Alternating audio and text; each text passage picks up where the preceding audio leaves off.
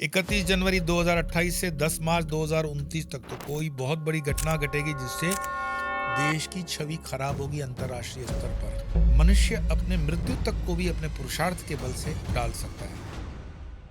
नमस्कार, नमो नारायण।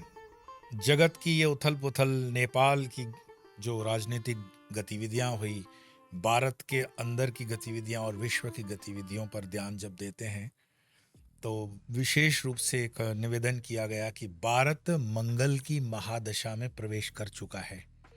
11 सितंबर 2025 से 11 सितंबर 2037 तक 2037 भारत जो है मंगल की महादशा में रहेगा। उस मंगल की महादशा में भारत देश पर क्या असर होगा या भारत किन किन परिस्थितियों से गुजरने की संभावना बनती है। हालांकि मैं हमेशा कहता हूं कि ज्योतिष एक विद्या है, एक शास्त्र है, परंतु ज्योतिष ही सर्वस्व नहीं है, सब कुछ वो नहीं है। कारण क्या भगवान राम और मां सीता की जन्म कुंडली नहीं दिखाई गई होगी? क्या राजा जनक जो मां सीता के पिता हैं वो ज्योतिष विद्या में विश्वास नहीं रखते थे? क्या ऋषि वशिष्ठ और ऋषि विश्वामित्र इत्यादि ज्योतिष के ज्ञाता नहीं होंगे? तो ये ज्योतिष का मतलब है कि ज्योतिष शास्त्र को समझो और अपने पुरुषार्थ के बल से उसको बदलने की ताकत मनुष्य के पास है। आप काफी कुछ अपने पुरुषार्थ से बदल सकते हो। और कई बार तो ऐसे भी हमें इंसिडेंट्स देखने को मिलते हैं कि मनुष्य अपने मृत्यु तक को भी अपने पुरुषार्थ के बल से टाल सकता है। सती और यमराज का आपको संवाद अगर पता हो तो उसमें ऐसा हुआ है। खैर, अपने विषय पर ही आते हैं कि भारत की कुंडली में, जो कि भारत के कुंडली में द्वितीय भाव में मंगल है, लेकिन अब भारत पर विश्वंतरी मंगल की महादशा प्रारंभ हो चुकी है। और मंगल कई जगहों पर आपको थोड़ा क्रूर ग्रह दिखाया जाता है, कई जगह पाप ग्रह दिखाया जाता है, कई जगह उग्र दिखाया जाता है। यहाँ तक कि लग्न की यानी शादियों के समय जब कुंडली का मिलान होता है तो उसमें मांगलिक कुंडली के लिए विशेष सतर्कता दिखाई जाती है। पर मैं फिर कहता हूं कि अध्यात्म के जोर से, पुरुषार्थ के बल से हम बहुत कुछ बदल सकते हैं। और उसमें से एक बल दुर्गा सप्तशती का भी है। दुर्गा सप्तशती के अंदर भी ये बहुत सी चीजें आती हैं जिसको आप अनुष्ठान करके कर सकते हो। नवरात्रि की शक्ति उपासना में इतने लाखों जब साधक प्रश्न पूछते हो कि कैसे करें ये पूजा, जैसे घट स्थापना कैसे होगी, पूजा का क्रम कैसे होगा, नवचंडी पाठ की विधि क्या है, सिद्ध कुंजिका स्तोत्र का अनुष्ठान कैसे होगा, और ऐसे कई मिलते जुलते प्रश्न और आपकी जिज्ञासाएं, इन सब का समाधान नवरात्रि की इस पूजा की विधि हम एक वेबिनार के द्वारा आपको समझा रहे हैं। और वो 20 सितंबर शनिवार को शाम 4 से 7 बजे वेबिनार के माध्यम से, और नवरात्रि प्रारंभ होगी 22 सितंबर सोमवार से। तो आइए इस वेबिनार में जुड़ करके बहुत कुछ सीखेंगे। और जैसे कि मैंने कहा कि अपनी साधना के बल पर, अध्यात्म के बल पर, पुरुषार्थ के बल पर बड़े बड़े ग्रहों को आप छोड़ सकते हो, चाहे वो मंगल हो, राहु हो, शनि हो।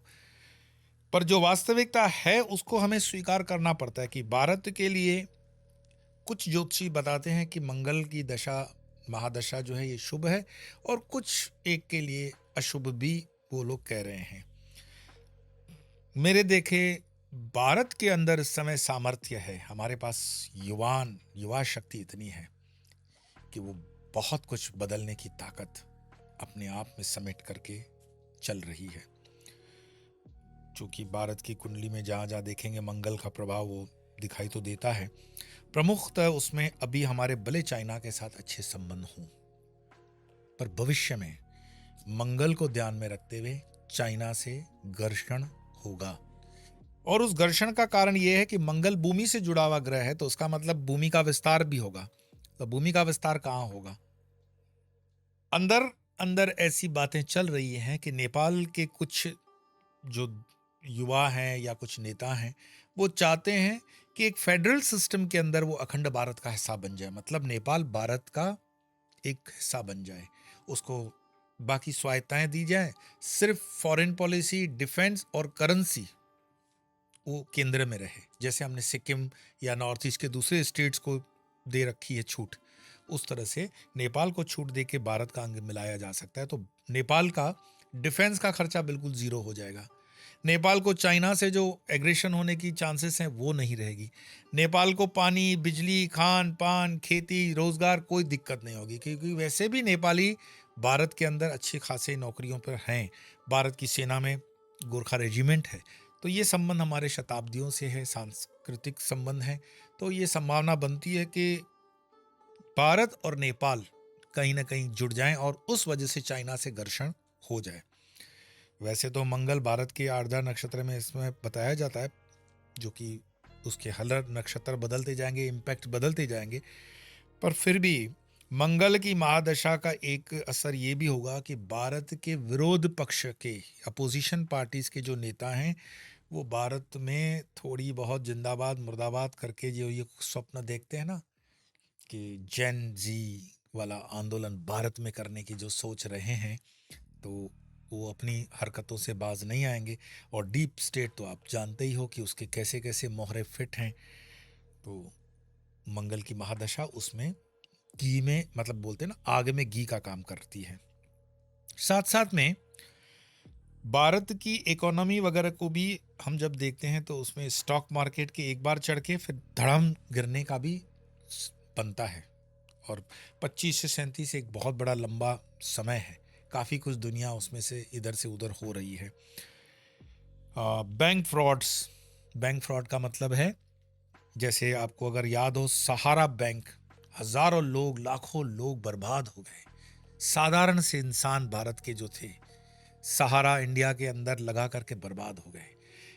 सुप्रीम कोर्ट ने जो भी स्टेप लिया, मैं ऐसे लोगों को व्यक्तिगत जानता हूं, आज तक उसमें से वो उभर नहीं पाए। कई बच्चियों के शादियों के पैसे उसमें उन माँ बाप ने लगाए थे, लेकिन उनको कुछ मिला नहीं अभी तक। भगवान जाने। आपको सतर्क ये रहना है कि किसी के बहकावे में आकर के अपनी ये मेहनत की कमाई किसी उलूल जुलूल बैंकों में मत लगाना।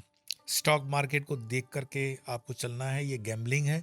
जहां तक हो सके प्योर सोने के अंदर आपकी इन्वेस्टमेंट होनी चाहिए, या फिर ऐसी इन्वेस्टमेंट हो जमीन वगैरह में जहां पे सुरक्षित रहें। दूसरी, बैंक्स के ऊपर साइबर अटैक होने की संभावना है। अब मैं आज ही पढ़ रहा था कि भारत को डिजिटल अपने प्लेटफॉर्म्स नहीं है। वो जो हम कहते हैं ना कि हम सार्वभौमिक देश हैं, तो सार्वभौमिक देश डिजिटली हैं क्या? आज भी हम अमेरिका पे डिपेंडेंट है। हमारे क्लाउड्स वगैरह जो भी हैं या जो भी टेक्नोलॉजी की सॉफ्टवेयर है वो अमेरिका से संबंधित है।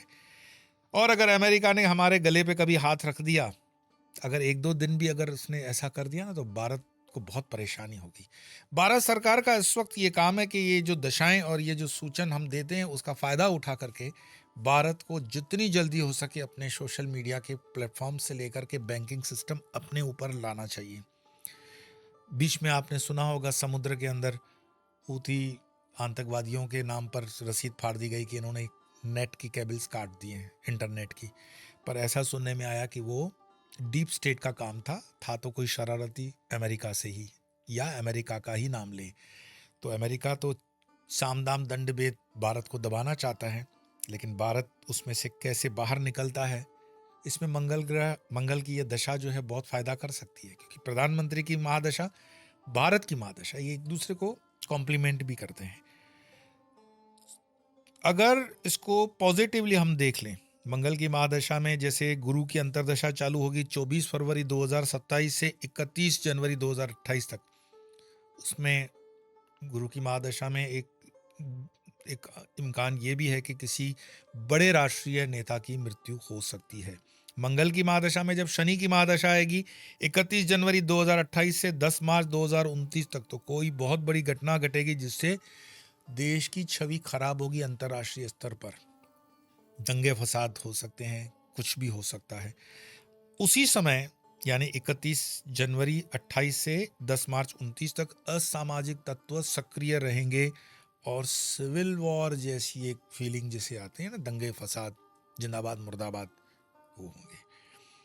लेकिन मंगल चूंकि भूमि से जुड़ा हुआ है, इसलिए भूमि का तो विस्तार होगा। जैसे नेपाल का मैंने आपको बताया, उसी तरह हो सकता है कि उत्तर बांग्लादेश या पश्चिम बांग्लादेश के हिस्से भारत के अंदर आने की संभावना, वहाँ पाकिस्तान ऑक्यूपाइड कश्मीर भारत के अंदर आने की संभावना। अब आप कहोगे कि ये संभावना क्यों? तो कई बार ऐसा हो जाता है, ज्योतिष कैसा है कि जैसे मानो आप ज्योतिषी के पास गए, जैसे डॉक्टर के पास हम जाते हैं तो डॉक्टर कहता है आपको डायबिटीज़ है। आपको अगर डायबिटीज़ है तो ये डायबिटीज़ आपको शक्कर खाने से और बढ़ सकती है, आप उसको रोक सकते हो, शक्कर खाना बंद करो। या ये कहे कि आप बिल्कुल बॉर्डर लाइन पे हो, अभी है नहीं आपको डायबिटीज़, लेकिन अगर आपने कंट्रोल नहीं किया तो हो जाएगी। सेम थिंग, कोई दशा क्रूर है, कोई दशा गलत है या उसका इम्पैक्ट गलत आने वाला है, ज्योतिषी आपको बताता है कि इसका इम्पैक्ट, इसका असर गलत आने वाला है, इसका मतलब ये नहीं कि आएगा ही। अगर आपने शक्कर खाना बंद कर दिया तो डायबिटीज़ रुक जाती है। उसी तरह से कई क्रूर ग्रहों की जो दशाएं होती हैं उसको हम टाल सकते हैं। तो भारत के अंदर जैसे मानो कि मैं पीओके की बात कर रहा हूँ, बांग्लादेश, भूटान, नेपाल, इसकी बात कर रहा हूँ, उसके अंदर आजकल एक नाम चलता है रेयर अर्थ मिनरल्स, जो चिप्स बनाने के लिए काम लगते हैं, ये सेमीकंडक्टर। तो रेयर अर्थ मटेरियल के अंदर इंडिया जो है खूब तरक्की करेगा। हमारे पास ज़मीनें हैं, राजस्थान की भूमि में भी बहुत रेयर मटेरियल्स हैं। साथ साथ में रक्षा के जो उपकरण हैं, डिफेंस के लगते जो भी इक्विपमेंट्स हैं, भारत उसका बहुत अच्छा निर्यातक बनेगा, बहुत उसमें कमाई कर रहा है, उसमें मंगल की कृपा भी मिलेगी।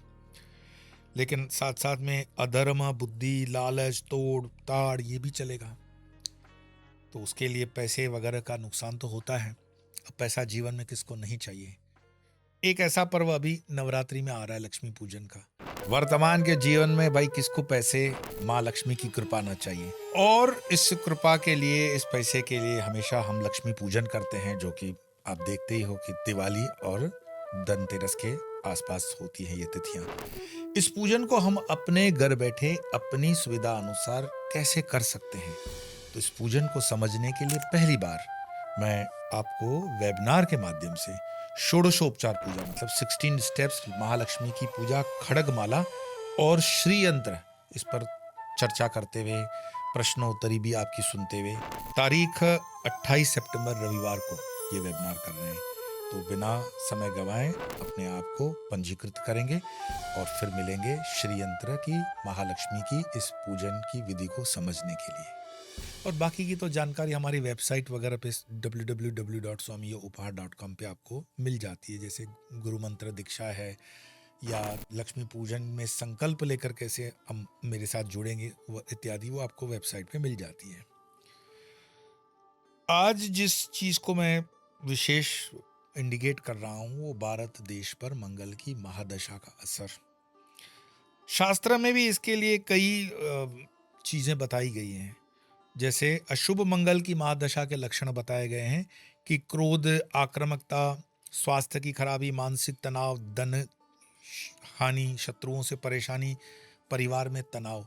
ये व्यक्तिगत आपको अगर मंगल की असर दिख रहा है नेगेटिव, तो उसके लिए हमारा एक एपिसोड है, मंगल चंडिका स्तोत्रम, मंगल करे न दंगल, ऐसा कुछ टाइटल है। मैं टीम से कहूँगा कि वो आपको अगर उसमें दिखा सकते हैं तो दिखा देंगे।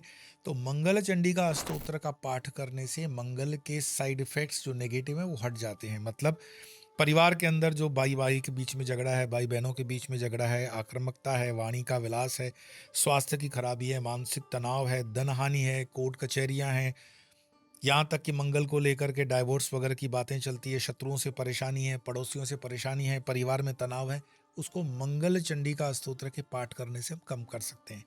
लेकिन राष्ट्र के अंदर अगर ये परेशानी हो तो कैसे कर सकते हो? तो राष्ट्र में ये कम करने के लिए सबसे बड़ा उपाय है भगवान श्री राम के परम भक्त, जिसको हम कहते हैं हनुमान जी। अगर देश के अंदर सामूहिक हनुमान चालीसाओं का एक दौर चले कुछ समय तक, ये भारत देश के लिए बहुत अच्छा है। और जितना उग्र हनुमान जी का मतलब इसका इलाज करते हैं मंगल ग्रह को शांत करने का, अगर किसी विस्तार के अंदर देश की बहुत परेशानी है और भैरव जी की उपासना उसमें जोड़ सकते हैं आप। 5 उग्र देव की जो साधना मैंने बताया, 1000 दिन के लिए परेशानियां हैं। आप अगर आज भी देखोगे 2025 किसका होगा विनाश, तो उसकी भविष्यवाणियाँ आज भी आप देखोगे कि कितनी पहले की हुई है और आज वो पूरी की पूरी कैसे सत्य होती जा रही है। तो आपको एक उसमें से आईने की तरह साफ सुथरा दिखता है। कुल मिलाकर के उपाय हमारे पास है। हनुमान चालीसा है, हनुमान जी के संबंधित और स्तोत्र हैं, भैरव जी की उपासना है, ये की जा सकती है राष्ट्रीय स्तर पर भी, व्यक्तिगत स्तर पर भी। कुल मिलाकर के ये समय चैलेंजिंग ज़रूर है, लेकिन साथ साथ में पॉजिटिव नोट पर मैं अपनी वाणी को विराम दूंगा कि मंगल के शुभ होने के जो संकेत हैं उसमें साहस, दृढ़ निश्चय, नेतृत्व क्षमता, अच्छा स्वास्थ्य, करियर, प्रतिस्पर्धा में जीत, ये उसके लक्षण हैं। तो हमारे पास जो नेतृत्व है वो साहसी है, दृढ़ निश्चय है, जमीन वगैरह में भी हम देखते हैं तो वो शुभ लक्षण को बताता है। हर चीज़ का प्लस माइनस होता है, अंतर्दशाएं बदलती रहती हैं, तो उस चीज़ में इतना भावनाशील होने की कोई आवश्यकता नहीं है कि कोई बुरा समय है। समय परमात्मा हमें हमारी कसौटी के लिए पर्याप्त हमें शक्ति भी देता है, बुद्धि भी देता है, ये हमारी परीक्षाएं हैं और सनातन इस समय परीक्षाओं से निकल रहा है।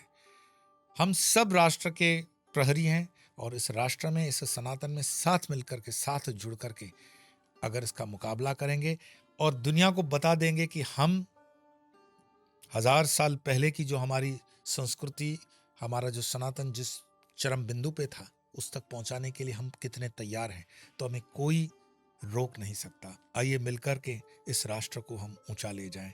आज इतना ही, फिर मिलेंगे, तब तक के लिए नमो नारायण।